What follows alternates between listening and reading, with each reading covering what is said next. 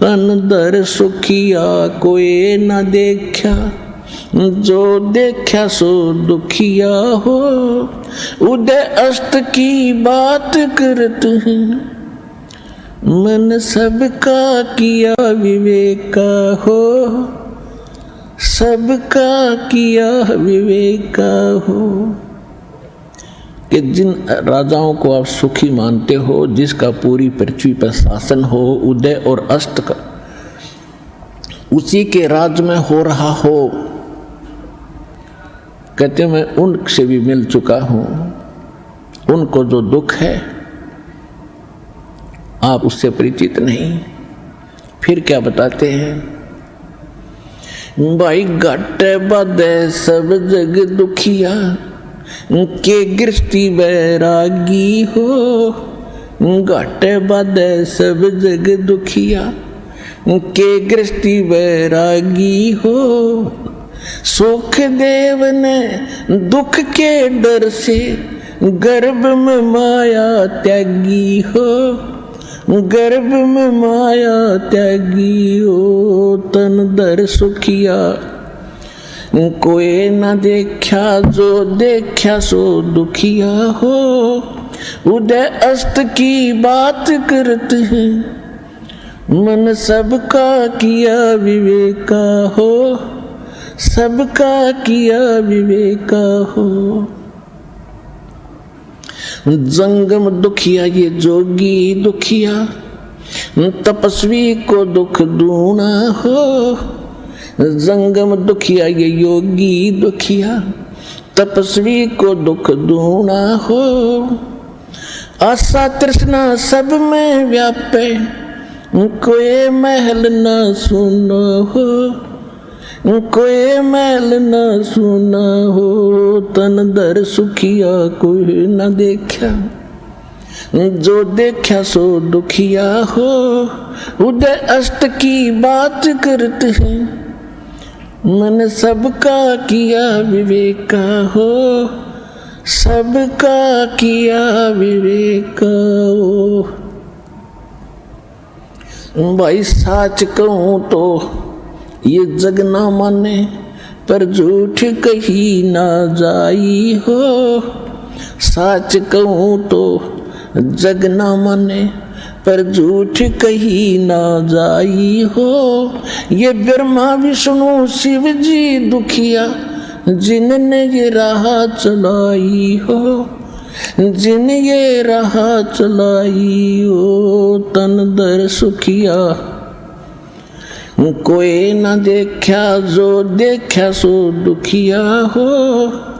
उदय अस्त की बात करते हैं, मन सबका किया विवेका हो, सबका किया विवेका हो। सुरपति दुखिया भूपति दुखिया, रंक दुखी बपरीती हो। सुरपति दुखिया भूपति दुखिया, रंक दुखी बपरीती हो। कहें कबीर और सब दुखिया, एक संत सुखी मन जीती हो, संत सुखी मन जीती हो। उदय अस्त की बात करते हैं, मन सबका किया विवेका हो, सबका किया विवेका हो। सुरपति दुखिया भूपति दुखिया, रंक दुखी बपरीती हो।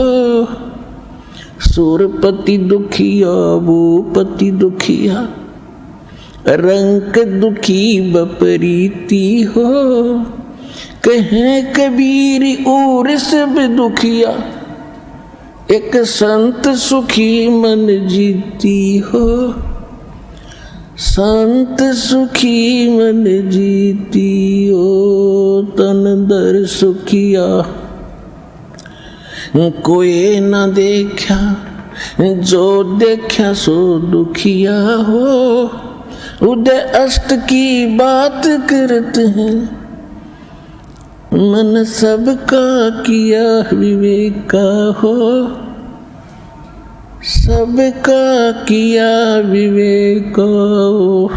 परमेश्वर ने आके हमारा अज्ञान हटाने की चेष्टा बहुत प्रकार से की है। अब ये ना हट रहा, हमारे अंदर वो कसक नहीं बन पा रही। इसका कारण ये है कि ज्ञान परमात्मा अकेले ही बताया करते थे और अज्ञान फैलाने वालों की कमी नहीं थी, लाखों और करोड़ों की संख्या में थे। उस समय भी है, आज भी है, उस समय भी थे। और जिस कारण से परमात्मा का यो ज्ञान रोशनी नहीं पा सका, इसका प्रकाश बना नहीं। अब वर्तमान में परमात्मा ने ये समय निर्धारित किया कि कम से कम ये सतयुग त्रेता द्वापर में तो सुख का सांस ले लेंगे और त्रेता में इस कलयुग के अंदर तो इनकी दुर्गति होनी ही होनी है। इसलिए परमात्मा ने यह शिक्षा हमें दी। कलयुग भी 5500 वर्ष बीत गया था, या शिक्षा नहीं थी हमारे अंदर। और अब शिक्षा पाकर हम ये सोच रहे हैं कि अब हम ज़्यादा इंटेलिजेंट और सभ्य हो गए। हम इंटेलिजेंट तो हो गए लेकिन सभ्य नहीं हुए। हमारी इंसानियत का नाश हो गया। इस माया ने हमारी बुद्धि हड़प ली, हर ली। इस शिक्षा ने हमें बेईमान बना दिया, अहंकारी बना दिया, अभिमानी बना दिया। छोटी सी कोई पोस्ट प्राप्त कर लेता है या कोई अच्छी पोस्ट IAS IPS, कोई डॉक्टर, इंजीनियर, जज, मंत्री, मुख्यमंत्री, प्रधानमंत्री बन जाते हैं। ये अपने आप में इतने अहंकारी हो जाते हैं, ये अपने अस्तित्व को भूल जाते हैं। और आम व्यक्ति भी जिसने थोड़ी सी भी कोई शिक्षा प्राप्त है, वो विशेष ही तरीके से रहता है। और हमारे पूर्वज दास ने वो पिछला जमाना भी देखा है और वर्तमान में जो लगी हुई आग भी देखी है। हमारे माता पिता, दादा परदादा, गांव के लोग, उनके पूर्वज, वो कैसे रहा करते थे? इतना सिंपल, एक साधु की तरह रहा करते थे। तन पे कपड़ा भी नहीं, धोती बांध लेते थे, सारा दिन खेतों में मजदूरी में काम करते थे और इतना प्यार और विनम्रता और शांत चित्त रहते थे। जो मिल जाता उसमें सब्र संतोष किया करते थे। और अब ऐसी आग लगी है, चाहे जिसके पास आज करोड़ रुपए हैं तो नौकर अरब नहीं हुए तो कोई जीना नहीं। एक कोठी है तो सब्र नहीं नौकर 5-4 प्लाट और हों, 1-2 कोठी और बनाऊं और फिर भाई की टिकट कट जा, मर जा, फिर कुत्ता बन के उस कोठी के बाहर गली में बैठा, उसकी छाया में भी ना बैठने देंगे वो पुत्र, आते जाते डंडा ठोकेंगे सिर में। तो परमात्मा कहते हैं कि इस काल ने आपकी अक्ल मार रखी है, आपकी बुद्धि हट रखी है। अब परमात्मा जो ज्ञान आपको बता रहे हैं, आप बुद्धिमान हैं, एजुकेटेड हैं। अब इस एजुकेशन का सदुपयोग करेंगे हम। परमात्मा ने ये ऐसे इंस्ट्रूमेंट बनवाए हैं, ये मनुष्य नहीं बना सकता, जीव नहीं बना सकता, चाहे कितनी बात बनाओ। इस युग का नाम कलयुग रखा। कल माने मशीन से चलने का वाली सारी वस्तुएं होंगी। तो परमात्मा ने यह बुद्धि दी जीव को, ये ऐसे इंटरनेट सिस्टम और ये media channels, projector, DVD, CD, mobile, chip, ये मेमोरी कार्ड बनाए दाता ने बनवाए। अब इसमें ठीक है, जो बकवाद करने वाले वो करते रहेंगे, बकवाद कर लेंगे, कितने दिन करेंगे।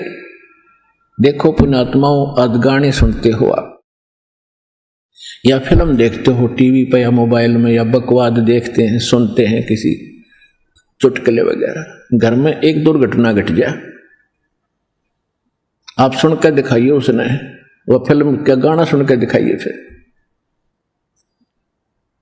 तो ऐसे गंदे लोक में हम ये गाने सुने और सुनाएं, गाने गाएं, यहां तो रोना पीटना है सबका। और इसमें भगवान की भक्ति साथ लेकर और इस मालिक की आरती दिन रात करो, भगवान की भजन दिन रात करो। ठीक है, कोई दुर्घटना घट भी जाए तो मालिक की भजन नहीं छोड़े, आरती इसी तरह करता रहे, इसमें बिल्कुल बंद नहीं करे।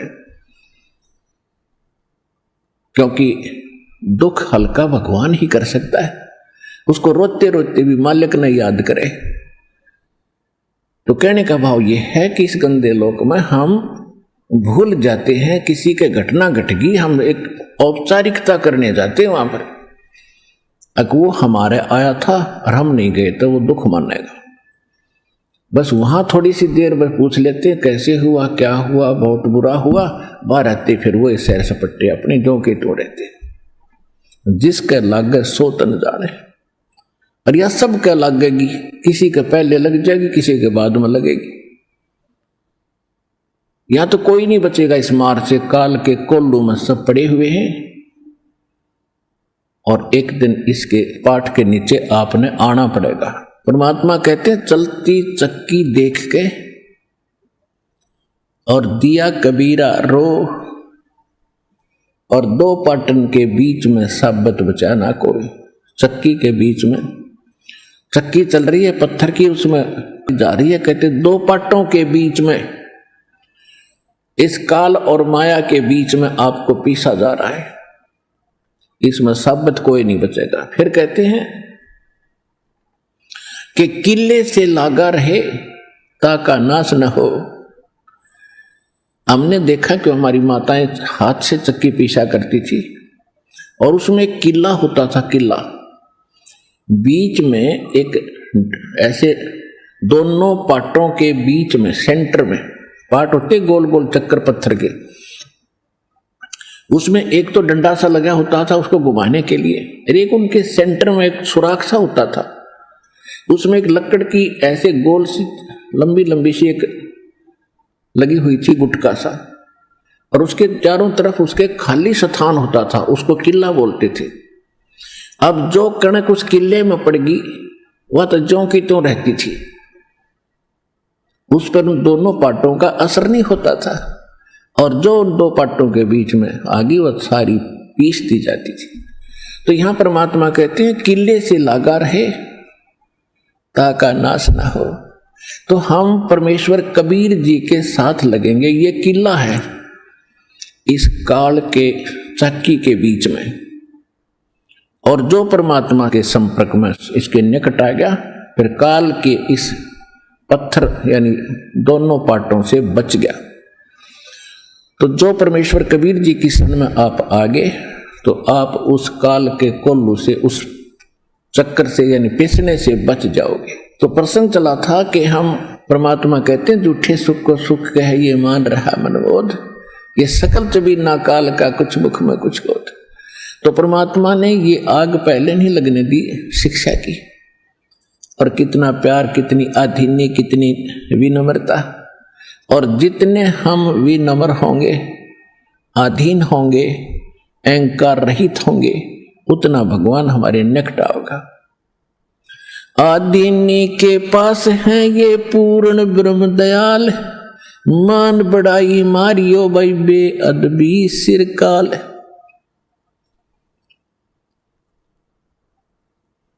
अब जितने हम विनम्र रहेंगे परमात्मा उतना ही साथ देगा, हम अहंकार प्रयोग करेंगे भगवान कोसों दूर चला जाएगा। तो इस प्रकार हमने परमात्मा से लाभ लेने के वो सभी फार्मूले अपनाने पड़ेंगे जिससे हम परमात्मा का पूर्ण लाभ प्राप्त कर सके। अब जो प्रसंग चला था कि इस 21 ब्रह्मांड में परमात्मा कहते हैं हमने कोई सुखी प्राणी नहीं देखा। कहते हैं घाटे बाद सब जग दुखिया। जिसको घाटा माने हानि होगी, लॉस हो गया बिजनेस में, या कोई खेती हानि होगी, फसल नष्ट होगी, वो तो आप पे दुखी। और जिसने लाभ हो गया वो और घना दुखी। लाभ होते ही मान ले किसी ने 5 लाख रुपए का बेनिफिट हो गया, वो यो काल इतना जबरदस्त उसको भ्रमित करता है, वो 20 लाख रुपए का कोई काम शुरू करेगा, कितने तो लोन वगैरह लेकर 5 तो वो लाओगा और 15 और लेगा, कितने तो उधार लोन ब्याज पे, और वो बिजनेस हो जाएगा फेल। वो 20-5 तो वो गए, 15 और उधार वो आगे आगे मांगनी है पीछे पीछे काटे चक्कर। फिर तो कहने का भाव ये है, इन बकवादों को छोड़कर भक्ति विधि अपना के अपना पीछा छुड़वा लो। इतनी सी बात है। परमात्मा 120 वर्ष तो पहले कह के चले गए।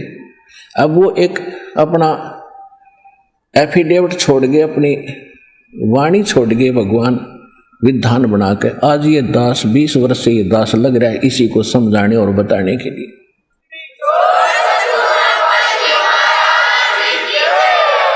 और जब तक हम इस विधि को नहीं अपनाएंगे, हम ना तो यहां सुखी हो सकते और भविष्य तो भूल जाओ, सुख स्वप्न में भी नहीं होगा। जब परमात्मा की सही विधि, सही भक्ति और उसकी मर्यादा पर हम चलेंगे, हम यहां भी सुखी होंगे। पुण्यात्माओं, एक दिन दास वहां गया हुआ था गोवा के अंदर। गोवा एक स्टेट है और समुद्र के किनारे बसा हुआ है। वहां भगत ने एक सत्संग करवाया था। सत्संग करने गए थे सन 2004 में, और वो सत्संग भी उस समुद्र के किनारे से थोड़ी सी दूरी पर, यानी वहां से 8-7 किले दूरी पर, 1000 फुट दूरी पर एक ग्राउंड था, वो बुक करा रखा था। सत्संग समाप्त करने के बाद शाम को टहलने के लिए चले गए और सुबह भी फिर उधर ही घूमने जाते थे। तो क्या देखा, वहां पर ये फॉरेनर, विदेशी लोग अपने परिवार सहित उस समुद्र के किनारे रेत के अंदर लौट रहे हैं और रेत को लगा रहे हैं। और वो बता रहे थे कि ये कह रहे, अंग्रेजी में बोल रहे थे, कहा बड़ा आनंद आ रहा है, यहां पूरी शांति मिलती है। और फिर उनके बारे में ये भी बताया गया कि ये वहां अरबपति हैं, अरबपति। इनकी बहुत बड़ी इंडस्ट्री चलती है, इनके बड़े बड़े महल हैं, बड़ी बड़ी कार हैं, 1-1 करोड़ की कार है इनके पास। और उन महलों को, जिसमें ये करोड़ों रुपए की कोठी बना कर, करोड़ों रुपए की कार लेकर, वहां शांति नहीं, शांति मिली वहां कपड़े निकाल के एक लंगोट बांध गए और रेत में पड़े हैं। कहा हाँ यहां बड़ी शांति है। इन कोठिया ने शर्मा मारोगे जहां शांति नहीं, चाट लो कोठिया ने जहां शांति नहीं। तो पुण्यात्मा, ये हालत है हमारी। शांति तो है बिल्कुल निश्चिंत होकर के और हल्का बन के, इन कार कोठी और इस माया में कभी सपने में भी शांति नहीं होगी। और शांति नहीं है तब बाढ़ में जाओ, वो धन जिसके चाहे अरबपति और चाहे खरबपति, जब आत्मा में शांति नहीं, वो तो आज भी आग में जल रहा है, फिर सारी संपत्ति ने छोड़ के फिर नरक की आग में न्यारा जलेगा। वो यहां भी दुखी, उसका परलोक भी दुखी। तो यहां परमात्मा हमें याद दिलाते हैं कि घाटे बाध्य सब जग दुखिया और के गृहस्थी बैरागी हो। जो घर छोड़कर चले गए, बैराग ले लिया, जंगल में जा बैठे। अब वहां जाकर जंगल में बता, कोई बात है, कैसी बुद्धि भ्रष्ट हो रही थी हमारी। अब जंगल में कोई भगवान की तरह पेड़ का बांध रखा के जाके खोल लाऊंगे ये अकल देखो। पर आत्मा है, ये भगवान के लिए रुक नहीं सकती। जैसा भी इसको गाइड मिलता था ऐसे ये अपनी सौ प्रेरणा से भाग लेती है। अब घर त्याग दिया, जंगल में पहुंच गया, ठीक है, रोटी खा कर गया होगा सुबह सुबह, तो शाम तक कोई दिक्कत ना, लेकिन शाम में भूख फिर लगेगी, रात काट लेगा जैसे तैसे, सुबह नहीं होगी उस पर। सुबह फिर भागेगा कहाँ? गृहस्थियों की तरफ, गांव नगर की तरफ, दिए माई वहां से मांग के फिर जंगल में बैठ के खाई। और फिर वर्षा होगी तब उसको महसूस होगा भी बहुत दिक्कत आई है। फिर एक झोंपड़ी डालेगा, सर्दी लगेगी तो कोई कंबल मांग के ले आओगा किसी से, फिर के छोड़ा हुआ भी चिंता वहां नौकी नो बन गई, वो फालतू ज्यादा बन गई। वहां बड़े बनाए मकान थे, बड़ी बनाई रजाई कपड़े थे और बड़ी बनाई रोटी मिलना थी। वहां ना भक्ति करेगी, वहां जा बकवाद करी, इस ऐसे भगवान मिलेगा। तो कहने का भाव यह है, बगैर ज्ञान के हम डले ढोरे थे और गृहस्थी सोचने लग गया कि ये जो बाहर बैठा जंगल में तपस्या कर रहा है यू पाओगा भगवान। तो परमात्मा के पाने का विधान है और भगवान बताते हैं, या जिन्होंने परमात्मा पाया वो संत महापुरुष बताते हैं। और जिन महापुरुषों ने परमात्मा बताया उन्होंने जो विधि अपनाई वो हमारे सदग्रंथों में ज्यों की त्यों है वही विधि उन्होंने अपनाई, उनको भगवान मिला। और जिन्होंने वो विधि नहीं अपनाई अपने सदग्रंथों वाली उनको भगवान नहीं मिला। इसलिए आज तक भगवान को निराकार निराकार कहते रहे, रामकृष्ण को भगवान मानते रहे। भगवान तो कबीर साहब थे, आज तक किसी ने बताया भगवान कबीर साहब है? ये कबीर पंथी भी कहते हैं कबीर साहब तो अलग है और परमात्मा न्यारे। इनकी विधि थी नहीं जो भगवान को देख सके और पा सके। तो कहने का भाव यह है दास का कि परमात्मा पाने के लिए भगवान ने स्वयं एक रोल किया, भूमिका की। परमात्मा कहते हैं जो सुख है गरीबी में वो ना ही रे अमीरी में। गरीबी यानी आधीनी और साईं इतना दीजिए जा मैं कुटुंब समावे और हम भी भूखे ना रहें अतिथि ना भूखा जाए। इसमें जो सुख है और भगवान की भक्ति साथ हो। देखो भगवान की भक्ति नहीं है तो चाहे वो हैंड टू माउथ वैसे भी रह लो उससे भी कोई लाभ नहीं होगा। भक्ति भगवान की साथ हो और भगवान का फिर सहारा आपके साथ रहेगा। आपको आवश्यक वस्तु आपके सोचने से पहले प्राप्त हो जाएगी जब हम भगवान परमात्मा कबीर जी की शरण में विधिवत रहेंगे। तो फिर हमने घने संग्रह संचन की आवश्यकता क्या। लेकिन हमारा जो है दिल इतना कमजोर हो लिया, हम संग्रह किए बिना रुक नहीं सकते। फिर परमात्मा ने बताया कि जैसा भी जिसकी व्यवस्था है उसी में इस भगवान की भक्ति को प्रारंभ करो, ज्ञान को सुन और इस पर कुछ कदम इसके अनुसार रख कर देखो। फिर आपको शांति भी होगी, घर में बरकत भी होगी, पापों से भी बचोगे। अब परमात्मा एक झोपड़ी में रहा करते सारी ब्रह्मांड के रचने वाले, वो एक शब्द से और एक सेकंड में इतना आलीशान मकान बना सकते हैं, एक वचन से, जिसके वचन से सब ब्रह्मांड और सब सूर्य और ये चांद सितारे बन गए और ये सब जीव जंतु ये पौधे परमात्मा के एक वचन से बाग लग गए। तो क्या वो अच्छे महल बनाकर नहीं रह सकते थे इस पृथ्वी पर? काशी बनारस में वो जुल्हे का काम करके क्यों दिखाया उन्होंने? क्यों एक झोंपड़ी में टाइम पास किया कि बच्चों आपको बस इतना ही पर्याप्त है। इस गंदे लोक में, इस काल की जेल में तुम बड़े बड़े व्यवस्था करने चाहते हो तो तुमने भांग पी ली। आपको ये जेल महसूस हो नहीं रही क्योंकि आपको नशा करा दिया इसने। अब ये परमात्मा का ज्ञान एंटीबायोटिक काम करेगा, ये आपका नशा उतारेगा और फिर आप होश में आओगे। फिर आपको यह जेल दिखाई देगी। जब आपको ये जेल दिखाई देगी तो इससे निकलने की आप चेष्टा भरसक करोगे। और अब परमात्मा ने बता दिया, चेष्टा की तरीका बता दिया कि ऐसे प्रयत्न कीजिए और गारंटीड मोक्ष होगा, गारंटीड मोक्ष होगा। ये भगवान की बताई बात।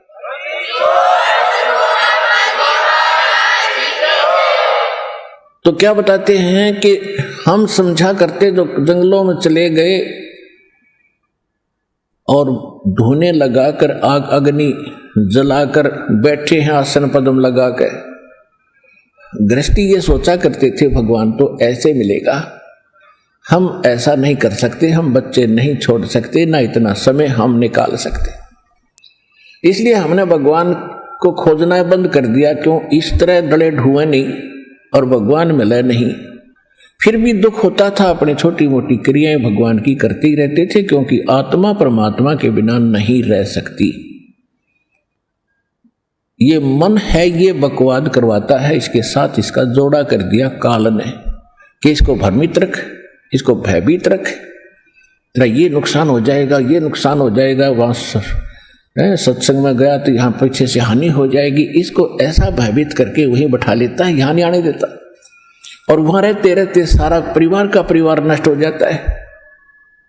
तब कौन सी रक्षा कर ली आपने? रक्षा करने वाला भगवान, इससे आप दूर कैसे बात बनेगी आपकी? अब जैसे एक बार ये दास जब ये दीक्षा ली थी, ज्ञान समझ में आया था, सर्विस भी करता था, तो जब ये ज्ञान समझ में आता तो अपने साथी कुलीग को, सभी को, जो भी संपर्क में होते हैं, ज्ञान सुनाना हमारी मजबूरी बन जाती है और जरूरी बन जाता है। ऐसे ही ऑफिस के अंदर दास ने जिक्र किया तो एक हमारा जो साथी था वो कहने लगा, भाई आपने संत तो देखे नहीं है। मां भी कैसे? कि एक बार मैं चला गया हरिद्वार और आगे पहुंच गया ऋषिकेश। ऋषिकेश की झाड़ियों के अंदर मैं घूमता घूमता गया। आगे क्या देखा कि 10-20 व्यक्ति बैठे एक वृक्ष के नीचे और जंगल की तरफ टकटकी लगाए बैठे। मैं वहां गया, उनसे पूछा यहां क्या देख रहे हो? उन्होंने बताया कि यहां एक महात्मा रहता है, बड़े सद्पुरुष हैं, और केवल एक केले के पत्तों को लंगोट के स्थान पर बांधते हैं पर्दे पर, और ना नगर में आते ना बस्ती में, इस जंगल में घूमते रहते हैं, गुफाओं में रहते हैं, और उसके दर्शन यदि हो गए तो बेड़ा पार हो जाएगा। एक उन्हीं में से कह रहा था, एक दिन मैं यहां सुबह सुबह वक्त से आ गया और मैं ऐसे ही देख रहा था, उस महात्मा ने मुझे देख लिया, वो मेरी तरफ ही आ रहा था, मैं उसको नहीं देख सका, वो मुझे देखकर वापस भाग लिया।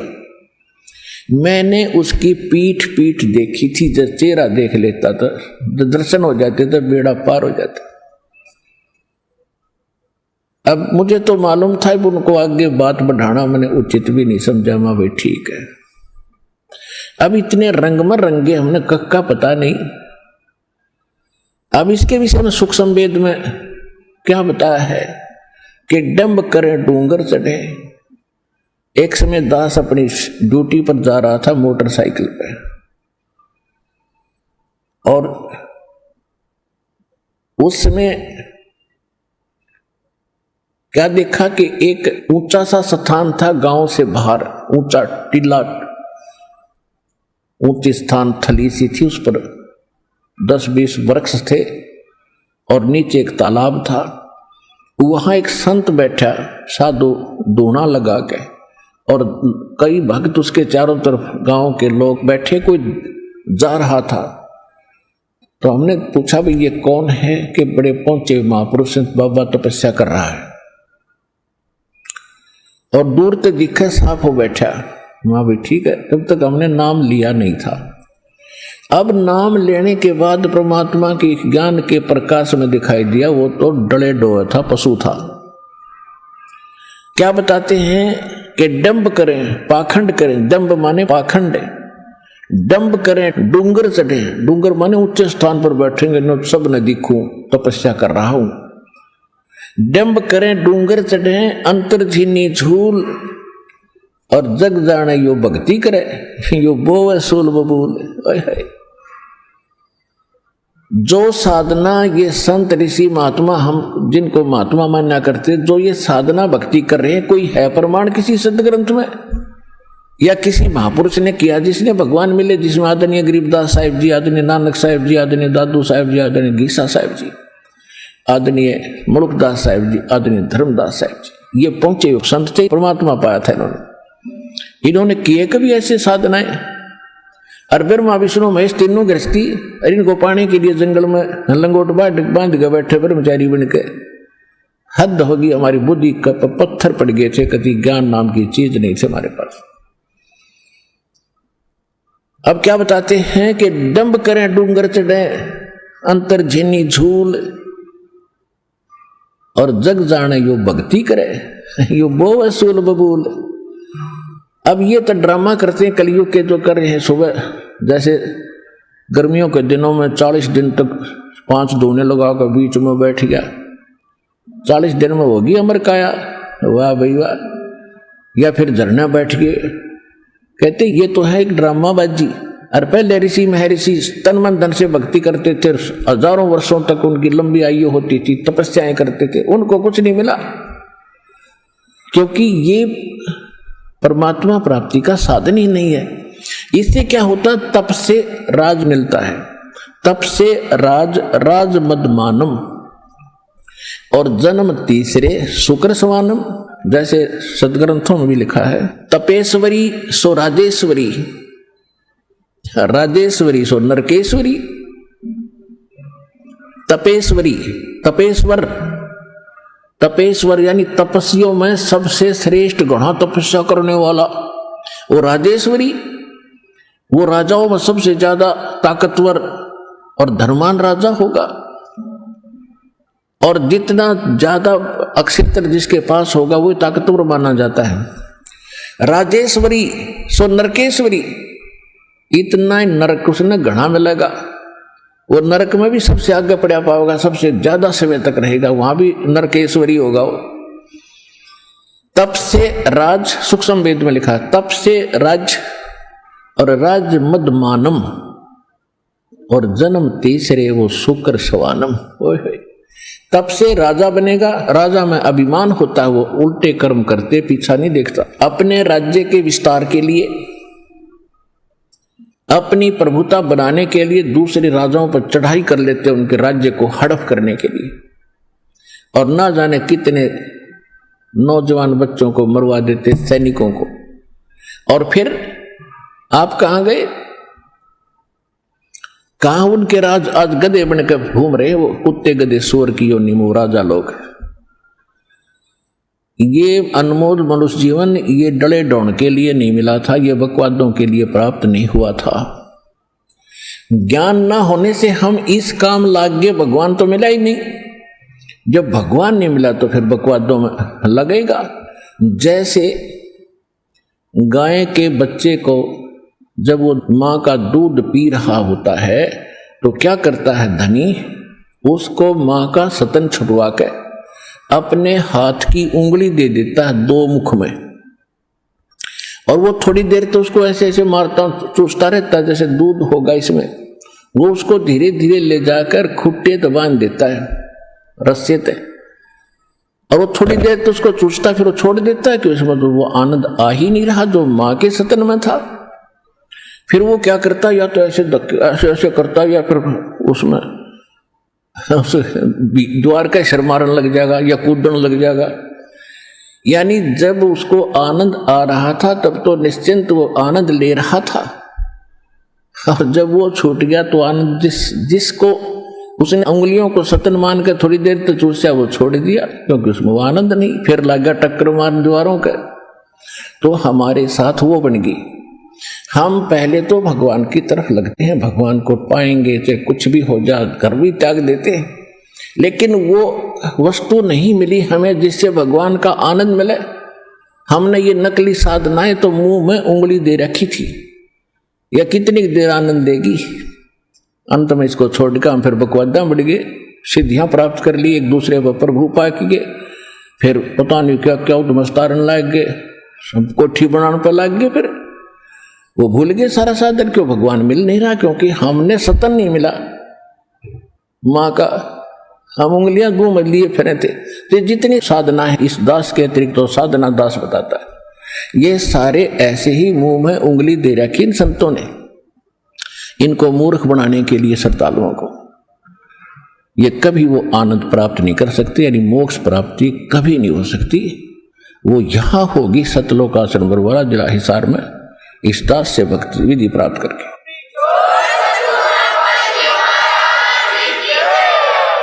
तो क्या बताते हैं, केले की कोपीड है और फूल पान फल खाही,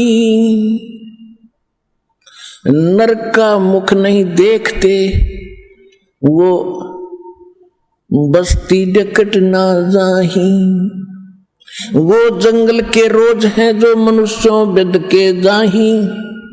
निस दिन फिरो उजाड़ में नो परमात्मा पावे नाही।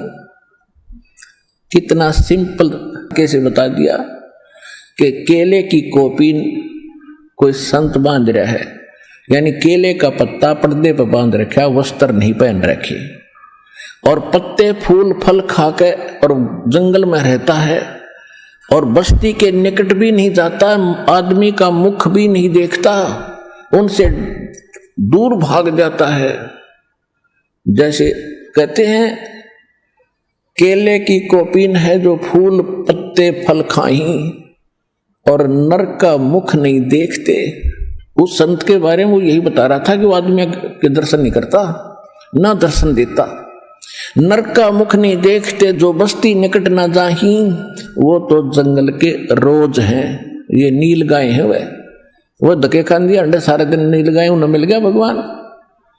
अर्थे निस्दिन फिरो उजाड़ में नो परमात्मा पावे नाही। फिर क्या बताया कि डेरे डंडे खुश रहो, ये खुश रे लहन मोक्ष। और ध्रुव पर लाद जब पार हो गए थे फिर गृहस्थी में के दोष। कितना साधारण तरीके से हमारा जो अज्ञान अंधेरा साफ किया भगवान ने कि आप जी ध्रुव जी को प्रहलाद जी के तो खूब गुण गाते हो कि मुक्ति प्राप्त कर गए। ये क्या थी?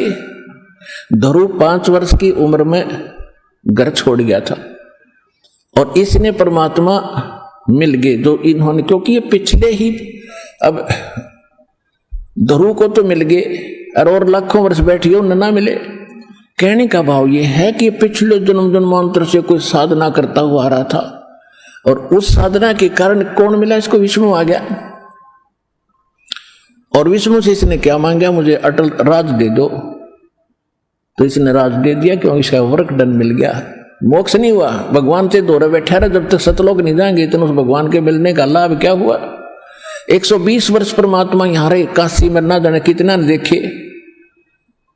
और भगवान शंकर और पार्वती इकट्ठे रहा करते, जब तक नाम नहीं ले लिया पार्वती ने उसकी उतनी भी राहत ना मिली जो उस मंत्र से मिलनी थी जो शंकर जी देते। तो भगवान के मिलने मात्र से मोक्ष नहीं है। तो कहने का भाव यह है कि ध्रुव ने फिर राज्य किया, विवाह किया और उसके जो मौसी का लड़का था उत्तम वो मारा गया था, उसकी पत्नी भी फिर उसी के साथ रही। उसके बाद प्रहलाद ने ब्याह किया, संतान हुई। बलि राजा जिसने 100 यज्ञ किए थे 100 मन की, जिससे वो इंद्र की गद्दी प्राप्त करना चाहते थे, जिस कारण से भगवान 52 रूप बना कर आए थे, वो बलि जो है प्रहलाद का पोता था और बैलोचन उसका पुत्र था प्रहलाद का। तो प्रहलाद ने ब्याह करवाया, ध्रुव ने ब्याह करवाए। तो यहां परमात्मा समझाना चाहते हैं कि डेरे डंडे खुश रहो। डेरा माने घर। कई ये कहते हैं कि गुरु जी ब्रह्मचारी हो और चेले गृहस्थी हो। वाह रे शेरो। अब भक्ति तो देखो दोनों ने करनी पड़ेगी, गुरु जी ने भी और चेले ने भी, और एक जैसा। और ठीक है, तो ब्रह्मचारी रहना बुरा नहीं, और केवल ये कहना कि ब्रह्मचारी ही गुरु हो सकता है, ये मूर्खता है। परमात्मा विधि विधान से मिलेगा। उसको कहते, परमात्मा कहते हैं अगर तुम यही मानते हो कि बाल ब्रह्मचारी रहे और जंगलों में रहे और तभी भगवान मिलेगा, उसके लिए उदाहरण दे रहे हैं कि डेरे डंडे खुश रहो। ये खुश रे लहना मोक्ष, ये हिजड़े पार ना होते। अगर केवल ब्रह्मचारी रहने मात्र से ही तुम मानते हो मोक्ष हो जाएगा, तो इन खुसरों का नंबर तो आप तो पहले आना चाहिए था। और फिर कहते हैं द्रुपर लाद भी पार हो गए तुम कहते हो, तो फिर गृहस्थी में के दोष। अब परमात्मा का कहने का ये तात्पर्य नहीं है कि खुसरे मोक्ष नहीं पाएंगे, यानी मुक्ति मनुष्य जीवन हो, चाहे वो खुसरे हैं, ये भी तो मानुष है, इनमें सब बुद्धि है और स्त्री है पुरुष है। इस विधि से मोक्ष प्राप्ति होगी मानव शरीर में। तो परमात्मा ने ये बताना चाहिए। जैसे परमात्मा कबीर जी ब्रह्मचारी थे, वो तो मालिक हैं, उनको तो ये वासनाएं निकट भी नहीं है, लेकिन एक गृहस्थी क्रम करके दिखाया उन्होंने। 2 बच्चे मुर्दे जिंदे करे थे किसी का